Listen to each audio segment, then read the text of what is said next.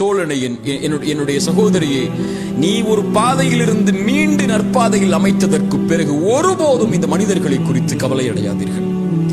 இறைவன் உன்னை பார்க்கக்கூடிய பார்வை சுத்தமான பார்வையாக மாறியதற்கு பிறகு உலகமே உன்னை தவறான பார்வையில் பார்த்தாலும் அதை குறித்து கவலை அடையாமல் நல்ல பாதையில் உங்களுடைய சிந்தனைகளை வைத்துக் கொண்டு தவறிலிருந்து பெற்ற பாடத்தை பெற்றுக்கொண்டு சிறந்த மனிதர்களுடைய பாதையில் உங்களை ஆக்கிக் கொண்டு உங்களுடைய மரணம் வரை அதில் தொடர்ச்சியாக இருந்து கொண்டே இருங்கள்.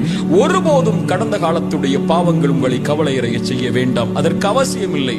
வாழப்போகின்ற வாழ்க்கை கொஞ்ச காலம். இந்த உலகத்தில் நீங்கள் மரணித்ததற்கு பிறகு இந்த மனிதர்கள் மறந்து விடுவார்கள்.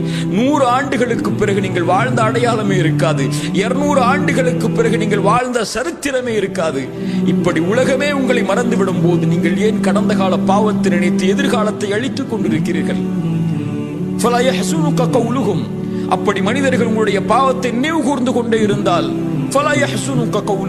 அவர்களுடைய வார்த்தை உங்களை கவலை அடைய செய்ய வேண்டாம். இறைவன் அறிந்தவன் மறைப்பதையும் வெளிப்படுத்துவதை